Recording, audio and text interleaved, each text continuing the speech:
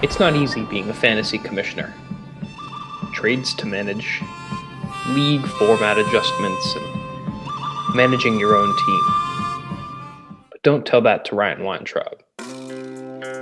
This GM has a league that's been plagued by injuries and losses, not to mention it's specifically affected his team. But throughout all this, his spirit has never wavered. Doubling as the league commissioner, Weintraub takes on extra responsibility, and with that, an even stronger fighting spirit. He revolutionized the league when he made the switch to categories, and he's not looking back now.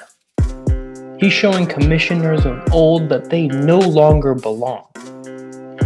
He wants them to know that this is no league for old men. It's his turn. Stay tuned for this exclusive interview on Work Break with Woj Galati, only here on FSPN.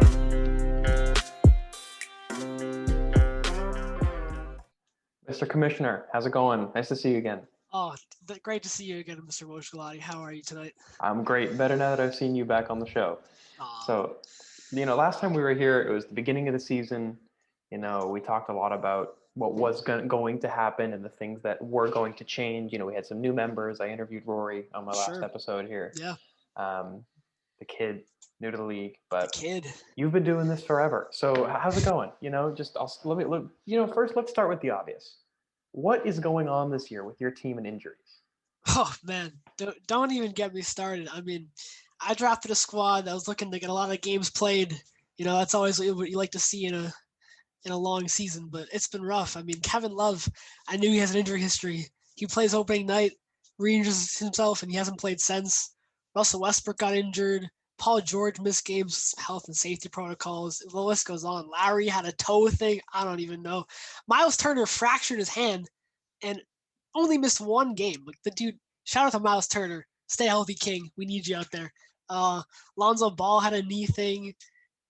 Alec Burks, the second I sniped him off waivers, missed a couple of weeks. Kyle Anderson didn't get hurt, but the Grizzlies games got postponed for like 2 weeks. James Harden has missed a bunch of games with rest and various injuries. Obviously, Nurkic going down was a huge blow. And then I drafted Derek White knowing he was hurt with his toe thing. He came back, re-aggravated his toe thing. So it's been rough, but we've been getting healthy as of recent, and things are looking on the up and up. Yeah, I remember when that happened with Harden and sort of all the different things were going on. I asked him to be on the show, but he did not want to. Oh yeah, he's tough to get on any show. He likes to keep to himself. Interesting guy, definitely an interesting guy. But I mean, with all that's been going on, you seem to have a good handle on this roster. How's the team chemistry right now, even with all of these pieces and everything kind of in and out? Team chemistry is kind of a sore subject. So many guys coming in and coming out. It's hard to have great chemistry when you make 4 trades and drop 18 different players. But it's starting to come together. I've reunited Russell Westbrook with his former teammates and James Harden, Paul George, and Victor Oladipo. So a lot of history there. We got Lonzo Ball paired with his brother LaMelo Ball. They used to play one-on-one in the backyard together, so they've got that connection. We've got Kyle Lowry and Kevin Love, kind of like the veteran connection.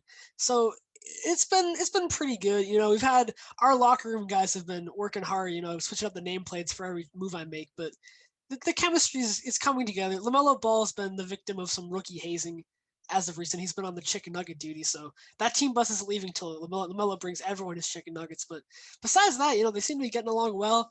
You don't have a lot of passing on this team. We got a lot of chuckers, but they seem to kind of bond in their love to shoot the basketball. Does LaMelo always bring the right sauces too? Oh, what?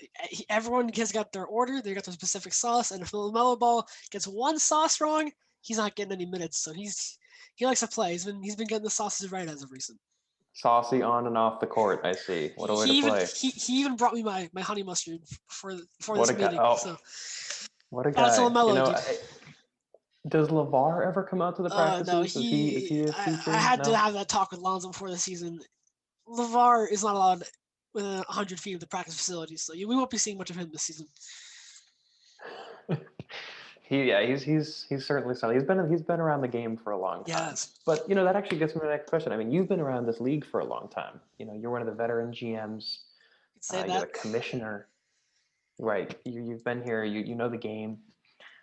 Do you feel like that gives you more pressure to succeed, even in a year like this? I mean, given that this is only the second season of Fairbanks Fantasy Basketball, we're kind of all on an even playing field, aside from the new players and Mr. Garhart and Mr. Resnick. But I did talk my team up quite a bit at the start of the year, putting myself in the tier 1 of my own power ranking. So I definitely feel some pressure to kind of live up to the hype that I created for myself and prove that I was right.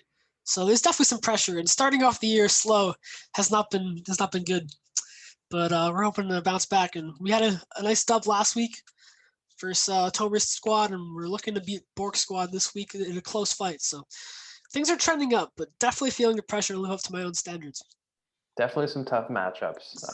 And if any of you audience members out there just caught that, Ryan was the anonymous GM who released those first power rankings. He just outed himself here. So for those of you who didn't know, there he is. I think at this point everyone knew, so I may as well have leave it to the one or two others who weren't sure. But one of the two power rankings is mine. It's true. One of the two. Just well, one, there's potentially. One of the two sets of power rankings that have been released. I see. I've released multiple editions, But enough to get other GMs stepped up to the plate. Well, I may not agree with all of his content. I appreciate other GMs looking to create content for the league. We love to see it here at Fairbanks Fantasy Basketball. A lot of passionate owners. Well, some of the owners have been a little bit too passionate recently. In some interviews, I've heard a lot of criticisms and a lot of different trash talk. And specifically, GM Josh Podolsky has come out as probably the league renowned trash talker. And he's taken some shots at you recently, saying, "quote." Whatever it was he said, I can't remember what it was. But I know that it was pretty mean. He was kind of taking shots at my players. But he made his points, and he had some things to say. So do you have any response to what he's been saying, or do you have any thoughts on his team? I mean, it's tough, as the league manager, I kind of feel like I should stay out of the trash talking streets and I don't want any GMs on my bad side, I need to just stay neutral. But I will say Josh has done a lot of talking so far for a team with a pretty easy schedule. I mean, he played me when I didn't have half my roster available. He had an early dub against the 0-6 team, the Doll. He hasn't had a single player with a serious injury or missing games due to COVID. So he's kind of been on the beneficiary of a pretty soft start. And I think he might be humbled once his team faces a real challenge. But, like I said, I'm the commissioner. I don't want to get all into the trash talking industry, but I feel like he maybe put things into perspective before he starts, hating on my players. I took that personally.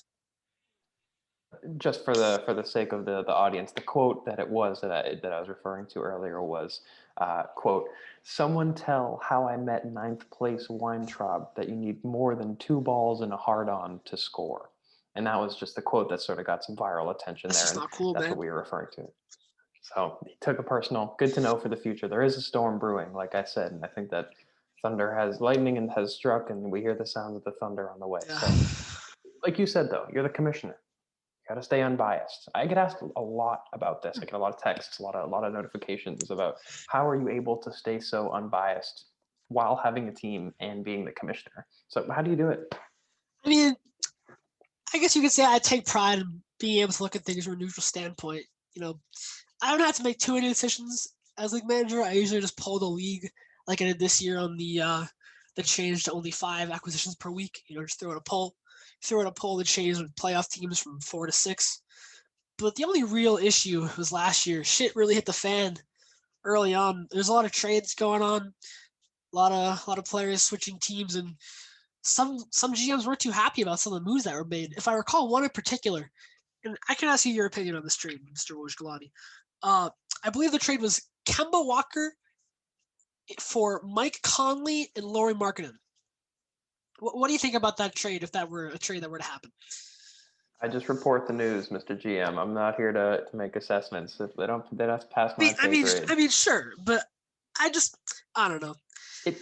My opinion, I agree with your work. I think whatever you do, I appreciate it. It seems to be for the benefit of the league. I know we've worked together on a few of these trades here, so far I've agreed with everything you've done. So I know Josh Podolsky hasn't, but Josh Podolsky, I'm gonna have him on the show. That'd be a good one. So we'll have to see what happens there. So basically, what happened was lots of GMs were, in my opinion, trying to rally to get trades vetoed, not because they were, unfair or not that there was any collusion going on, but just that they didn't want teams to benefit from trades. And like in the categories leagues, oftentimes both players are going to get better from the result of a trade. So every time a trade went down last year, 3 or 4 votes would go up to veto it, and it was getting pretty close to trades that were perfectly normal just getting vetoed for the sake of other teams trying to benefit their own teams. So I kind of made the executive decision to turn off the veto function for GMs and just leave it to my own decision, because in a fantasy basketball league, I mean, the only way a trade should ever get vetoed is if real serious collusion is going on. I mean, if one team thinks that a trade helps them, it doesn't matter what 3 other owners think. If I want to trade Lonzo Ball for Mikal Bridges, I'm going to trade Lonzo Ball for Mikal Bridges. And I did that the other way around this year. And, it was a bit questionable on my part. But, I did it because I felt like Lonzo Ball would fit onto my squad better, improve the team chemistry, fit into that chucker build. So I think that's a kind of example of a trade that probably would have got vetoed if the GMs had the option to vote. But I felt like as league manager, I really needed to step in and stop, because what's a fantasy basketball league without trades happening, So I wanted people to be able to freely change their own rosters without having to fear other GMs stepping in. So that's the only real decision I've had to make, but I think I'm happy with it.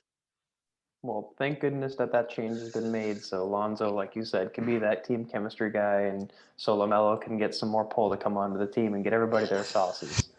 Lots of sauces. But I think that's all I have for you today. That's all the time we have for today. But congratulations on last week's win. Good luck in the future. I know you're going to have some obstacles to face, as do we all nowadays. But keep fighting. Well, I appreciate the interview. And if I may add one more thing, once again, shout out Miles Turner. Stay healthy, King. Dude is an absolute legend, averaging 4 blocks a game out of nowhere. So just love you, Miles. Keep doing what you're doing. We appreciate it. Thank you. Thank you, Mr. Commissioner. Have a good one. You too.